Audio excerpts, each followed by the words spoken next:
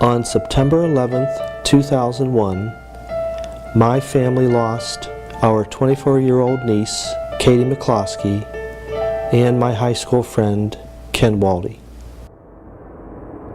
Katie was on the 97th floor of the World Trade Center when American Airlines Flight 11 struck the North Tower.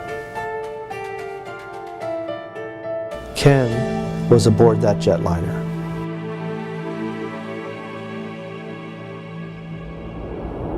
After 5 long years of struggling and searching for a meaningful way to channel my grieving energies, I heard a commencement address by a graduate of the Fletcher School at Tufts University. Her message motivated me to inquire about the Global Master of Arts program at the Fletcher School. I met with the Director of Admissions, Nicki Sass.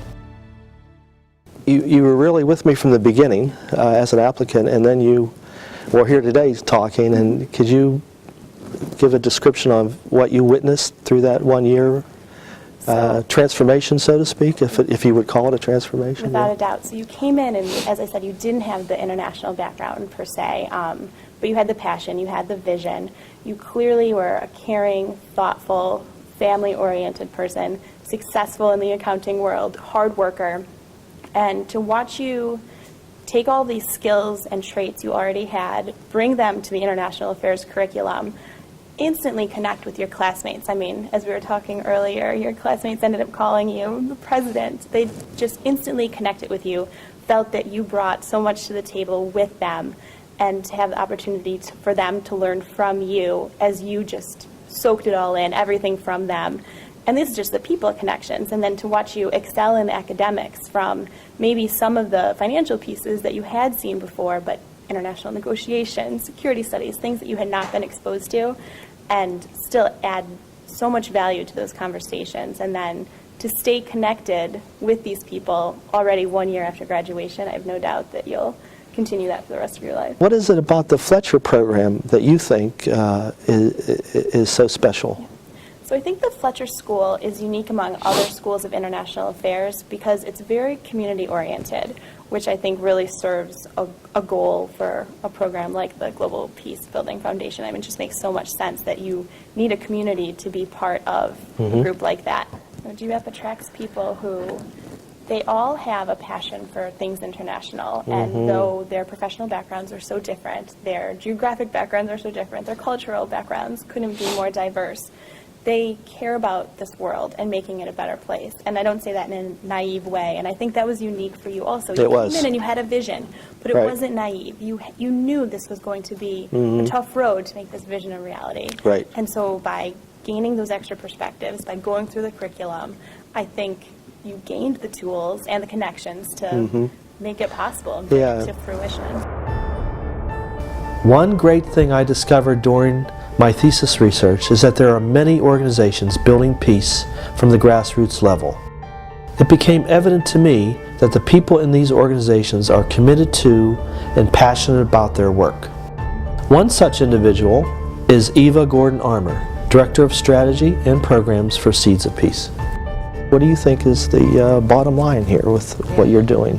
Yeah, it's the $1 million question, I think.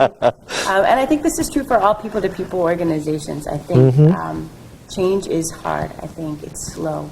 And the reality is that the kinds of transformations that need to happen, particularly in regions of conflict that are so entrenched in what has been decades at this point of conflict and violence, there needs to be a transformation that takes place, not just a transaction on paper. Right. Leaders can sign any number of political agreements, but it's not until people decide and make the choice to really move forward that's possible. And I think that's the work that Seeds of Peace is doing. After September 11th, our young people actually came together in New York to discuss the root causes of hatred and violence and terror. And they authored an incredible charter. And at the end of the charter, they said something that has always struck me. They said, we refuse to accept what is when we know what can be. Wow, and powerful. I think Seeds of Peace gives them the opportunity to see what can be and then gives them the skills and abilities to really They have make see that happen. vision, huh? It's a vision. Absolutely. But that determination of being able to say, we refuse to accept what is, we refuse to live like this, when we know that there's another way possible. That's the first step in trying to transform these regions and create situations where people are living safely and freely in their own countries. Awesome. Yeah. So what brought you to Seeds of Peace? What attracted you to do this work, and what keeps you there? What is it that about your work that is a passion? I started with Seeds of Peace when I was in college. I was a junior in college and applied to be a counselor at the camp. And I think what drew me to it was the simplicity of the idea. These are, as I said, people who do not have the opportunity to come together at home. In India, Pakistan, Afghanistan, certainly there are geographic divisions that keep them apart. But even, as I said, with Israelis and Palestinians that do live in greater proximity, there just aren't opportunities to have any kind of positive interactions with each other.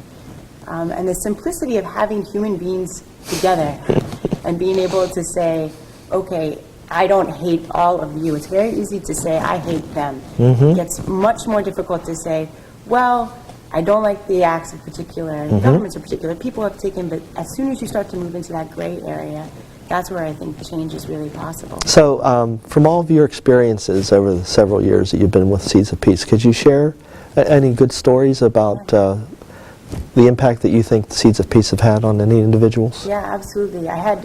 This was actually my very first experience with Seeds of Peace when I was a bunk counselor. I had a young Israeli girl in my cabin, and she came to me one of the first nights of camp, and she said, you know, I don't believe that Palestinians deserve the West Bank. I don't believe they deserve Gaza. I don't believe they deserve any particular land. And I said, okay, let's talk about it. Yeah, Conversation about it. Within a couple of days, I think it was just this first week of camp, she had befriended a young man, a young Palestinian man, and they had started to develop just a nice friendship and had a couple of conversations.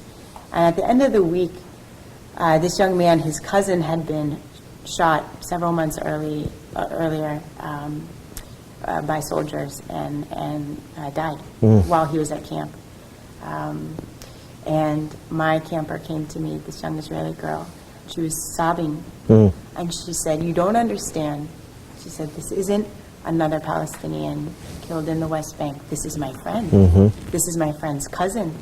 And she was crying hysterically.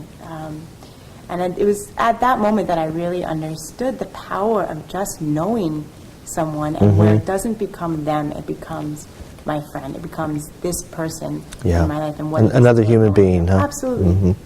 And she was remarkable. She stuck through it and has been involved in a number of different peace-building efforts. She's currently getting a PhD in peace-building now 11 years later. And it's those very human experiences and very human encounters that do change us. It changed me. And it's changed you. Yes. And I think that's what ultimately is going to bring about real change in these countries. This is what the Global Peacebuilding Foundation is all about. Global partnering for peace.